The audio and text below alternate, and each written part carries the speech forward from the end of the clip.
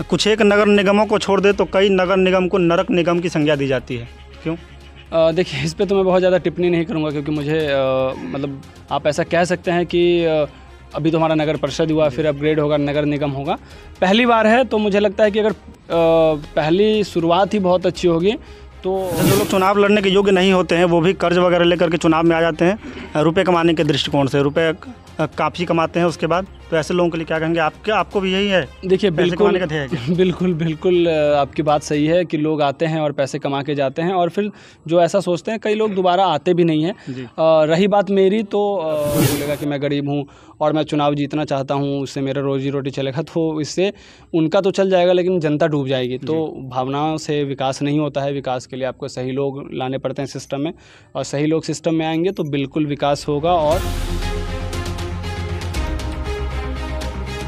नमस्कार, Facebook, Instagram और YouTube पर आप देख रहे हैं खबर 247। बिहार में इस समय नगर परिषद चुनाव का दौर है और जहां तहां इसके लिए जोर शोर से प्रचार प्रसार चल रहा है, जो भी उपसभापति और सभापति के उम्मीदवार हैं उनके द्वारा।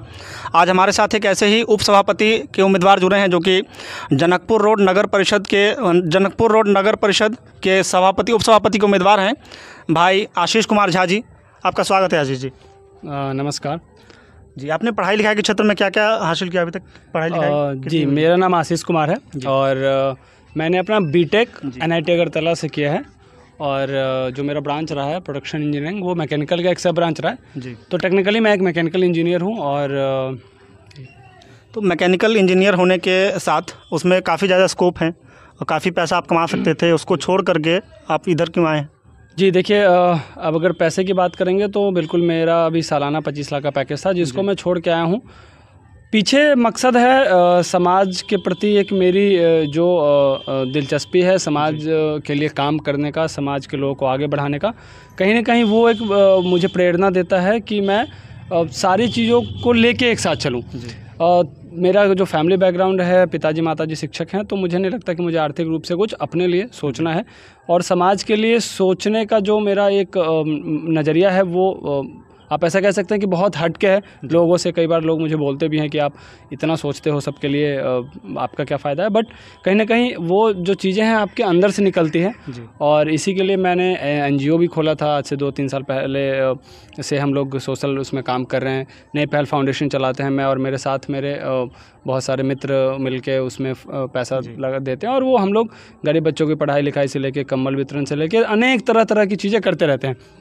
तो वो सब चीज़ें मुझे आंतरिक खुशी और आंतरिक प्रेरणा देती है कि मैं आगे और लेके जाऊं सामाजिक कार्य को, और उसी कार्य को बहुत विस्तृत रूप से बढ़ाने के लिए मैंने ये फैसला लिया कि मैं उपसभापति में आऊँगा। और इसलिए मुझे चूँकि चुनना एक चीज़ था, तो मुझे नौकरी का परित्याग करना पड़ा और मैं इस चीज़ में आया हूँ।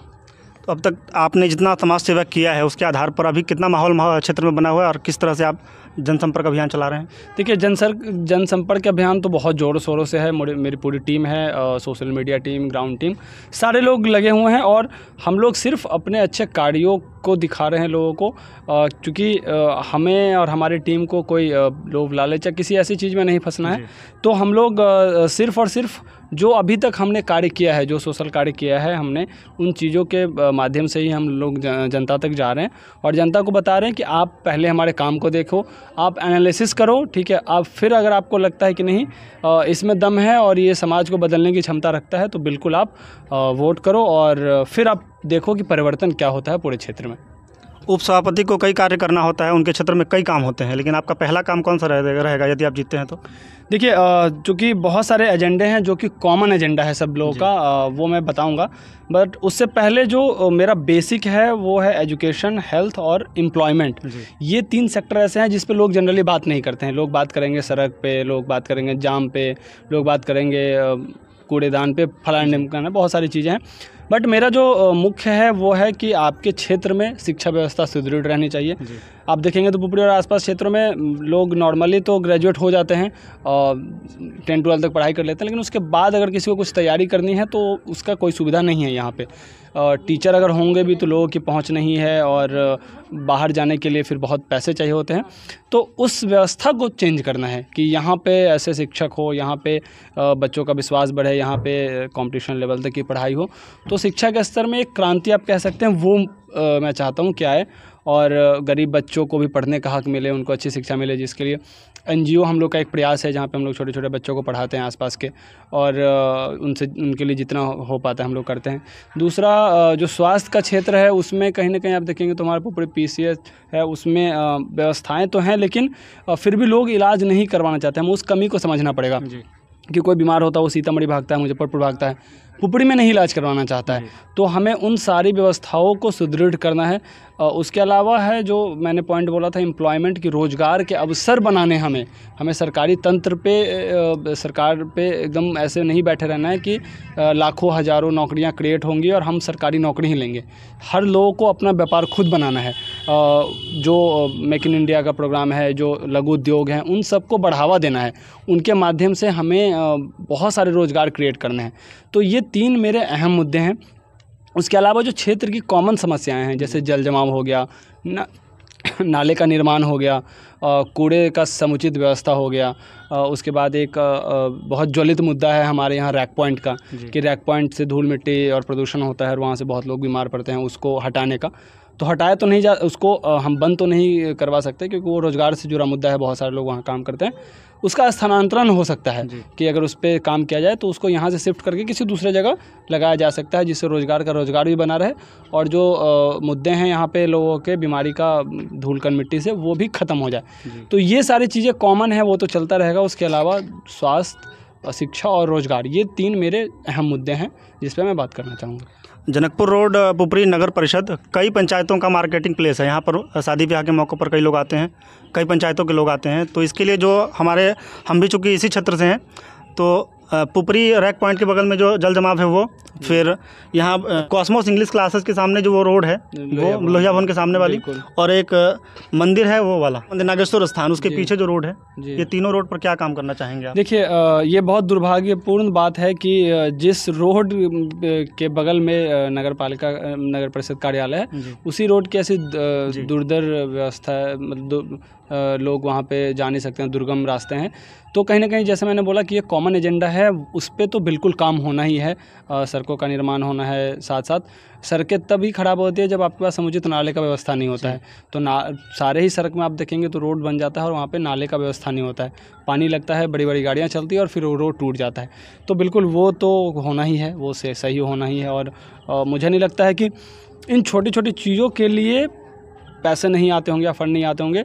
ज़रूरत है सही जगह पहुंचने की और सही लोगों के साथ मिलके उसको लाने की, ठीक है। और उसके लिए एक शिक्षित व्यक्ति का जो सिस्टम के साथ मिलके, सिस्टम के साथ जुड़ के, सिस्टम के साथ लड़ के जनता के हक को उसके सामने रख सके, वही लोग चाहिए हमें सिस्टम में। और कहीं ना कहीं मुझे लगता है कि मेरे अंदर वो क्वालिटीज़ हैं जिस पे मैं काम कर सकता हूँ।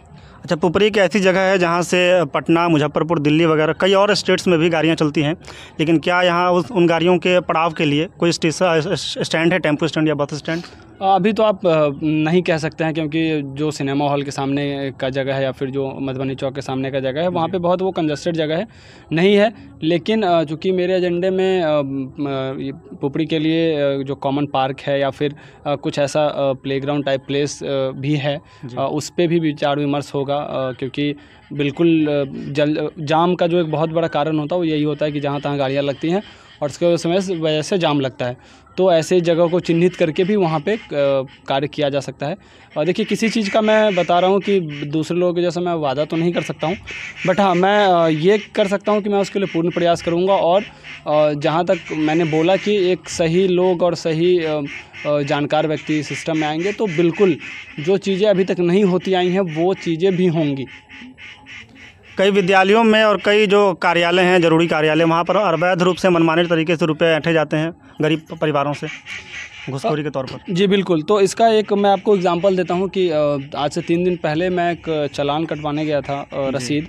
उसमें मैं देख रहा था कि जो भी लोग रसीद कटवा रहे हैं उनसे 100 रुपये 50 रुपये मांगे जा रहे हैं, लोग दे रहे थे।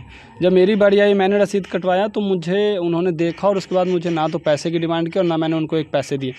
तो और इनफैक्ट मैंने जो दूसरे लोग पैसे दे रहे थे, मैंने 4 सवाल भी पूछे उनसे और उनके पास कोई जवाब नहीं था और उन्होंने मुझसे पैसे नहीं मांगे। तो कहीं ना कहीं उनको भी पता है कि एक पढ़ा लिखा व्यक्ति जब आएगा इन चीज़ों में, तो जो करप्शन और आम आदमी के और ब्यूरोक्रेसी के बीच का जो एक लेयर है करप्शन, करप्शन का, वो कहीं ना कहीं ख़त्म होगा। और बिल्कुल मतलब लोगों की हिम्मत नहीं होती है कि एक पढ़े लिखे और नॉलेजेबल लोगों से आप पैसे मांगे या फिर करप्शन उनके सामने, अगर वो सही है तो उनके सामने आप करप्शन की बातें कर सकें।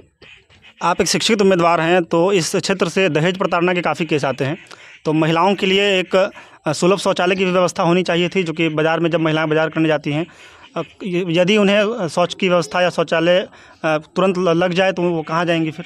देखिए मैंने बिल्कुल देखा है 1-2 जगह शौचालय हैं, कॉमन शौचालय, बट उसमें समुचित व्यवस्था नहीं है। आजकल आप अगर शहर में देखेंगे तो पोर्टेबल टॉयलेट्स होते हैं, ठीक है, जो एक जगह से दूसरी जगह मूव किए जा सकते हैं, कंटेनर बेस्ड होते हैं, उसको आप कहीं भी इस्टेब्लिश कर सकते हैं और ज़रूरत पड़ने पर उसको वहाँ से हटा के दूसरे जगह भी लगाया जा सकता है। तो ये सारी चीज़ें बिल्कुल हो सकती हैं और ज़रूरत है सही सोच के साथ आने की, तंत्र के साथ लड़ने की, और उन चीज़ों को सामूहिक रूप से अपने क्षेत्र के विकास के लिए लेके आने की। कुछ एक नगर निगमों को छोड़ दे तो कई नगर निगम को नरक निगम की संज्ञा दी जाती है, क्यों?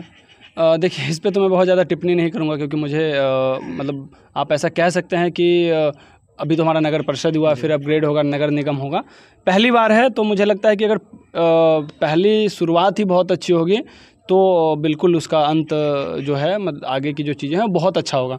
तो ज़रूरत है एक अच्छी शुरुआत करने की, शुरू भला तो अंत भला, तो वो वाली बात है कि एक अच्छी शुरुआत के साथ अगर पहली बार में ही हम जाते हैं नगर परिषद में, तो जब ये नगर निगम भी बनेगा तो ये बाकियों से मेरा जो थॉट है वो है इसको एक मॉडल टाउन के रूप में विकसित करने का, और इसके लिए मैं बिल्कुल प्रयासरत रहूँगा। और मैं चाहता हूँ कि मेरा क्षेत्र एक मॉडल क्षेत्र के रूप में जाना जाए। इनफैक्ट मैं तो चाहता हूँ कि मेरा स्टेट एक मॉडल स्टेट के रूप में जाना जाए, लेकिन वो तो अभी बहुत दूर है। पहले ग्राउंड जीरो से शुरुआत किया जाता है, उसके बाद फिर आप बड़े बड़े चीज़ों पे जाते हैं।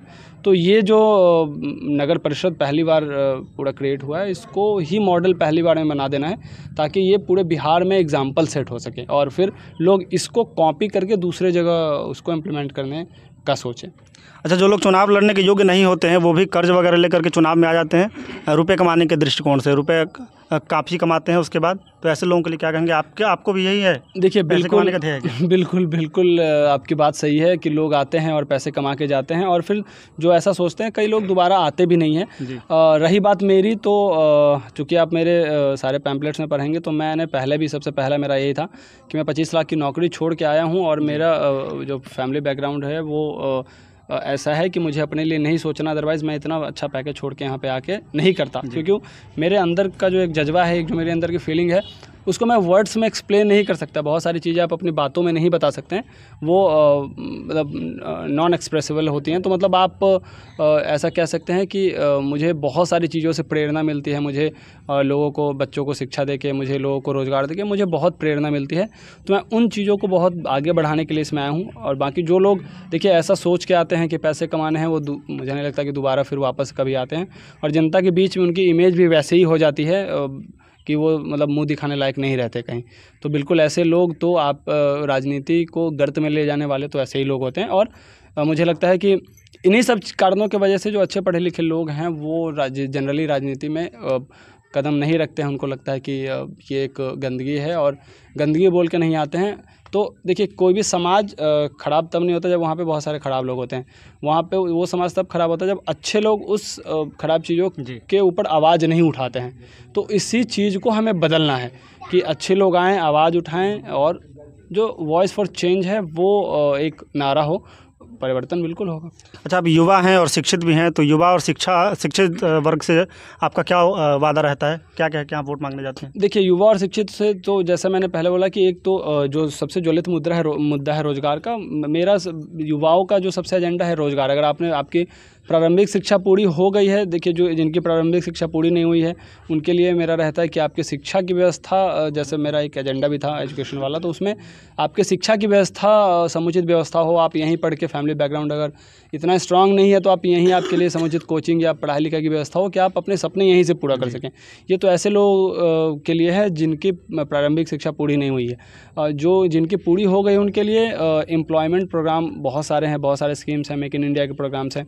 आपको मैं दिखाऊंगा कि एनजीओ में मैंने एक छोटे से बल्ब बनाने का शुरुआत किया था, जिसमें कुछ लोग जुड़े और फिर रॉ मटेरियल्स हम लेके आते थे और वहाँ से बल्ब बना के और फिर मार्केट में सप्लाई करते थे। और मतलब उसमें आप ऐसा कहेंगे कि उनका रोज़गार उससे चल सकता है अगर उस चीज़ को बहुत तरीके से किया जाए तो छोटे छोटे ऐसे बहुत एग्जांपल्स हैं जहाँ पे लघु उद्योग बना के आप रोज़गार दे सकते हैं। आप हमेशा डिपेंड नहीं रह सकते हैं कि आपको बहुत बड़ी नौकरी या सरकार आपके लिए आके कुछ ऐसा करेगी, क्योंकि 130-135 करोड़ जनता है और फिर उसमें सबके लिए नौकरी ढूंढ पाना तो बहुत मुश्किल है। आप खुद नौकरी बनाइए, आप जॉब क्रिएटर बनिए, आप ऐसा बनिए कि आप लोगों को रोज़गार दे रहे हैं।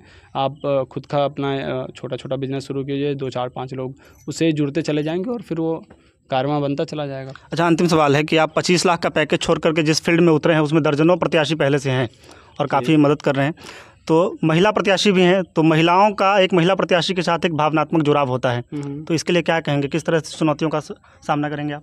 देखिए, मुझे लगता है कि मतलब अगर आपको डेवलपमेंट चाहिए तो आपको भावनाओं के साथ तो नहीं जाना है बिल्कुल भी। आप चूँकि जो व्यवस्था है, जो विकास है वो भावनाओं से नहीं चलता है। भावनाओं में आप अगर कोई बहता है तो उससे अब कोई बोलेगा कि मैं गरीब हूँ और मैं चुनाव जीतना चाहता हूँ, उससे मेरा रोजी रोटी चलेगा, तो इससे उनका तो चल जाएगा लेकिन जनता डूब जाएगी। तो भावनाओं से विकास नहीं होता है। विकास के लिए आपको सही लोग लाने पड़ते हैं सिस्टम में, और सही लोग सिस्टम में आएंगे तो बिल्कुल विकास होगा। और उसके बाद फिर एक मैंने जैसा बोला कि एग्जाम्पल सेट करना है, वो एग्जाम्पल बिल्कुल सेट होगा। और जनता इतनी जागरूक है, मुझे नहीं लगता कि अब कोई महिला या पुरुष या इन चीज़ों में लोग जाते हैं और ये चीज़ें देखते हैं। विकास के नाम पे लोग जाते हैं, विकास होगा और उसके नाम पे ही लोग वोट देते हैं और अच्छे लोगों को वोट देते हैं, मेरा ऐसा मानना है। धन्यवाद आशीष झा जी। आप जनकपुर आशीष कुमार झा जी, झा नहीं मतलब बस आशीष कुमार, नगर परिषद जनकपुर रोड पुपरी से आप उप सभापति बने और अपने क्षेत्र का काफ़ी ज़्यादा विकास करें। शुभकामनाएं आपको। बहुत बहुत धन्यवाद आपका, बहुत बहुत धन्यवाद। धन्यवाद आप सभी दर्शकों का भी। जय हिंद।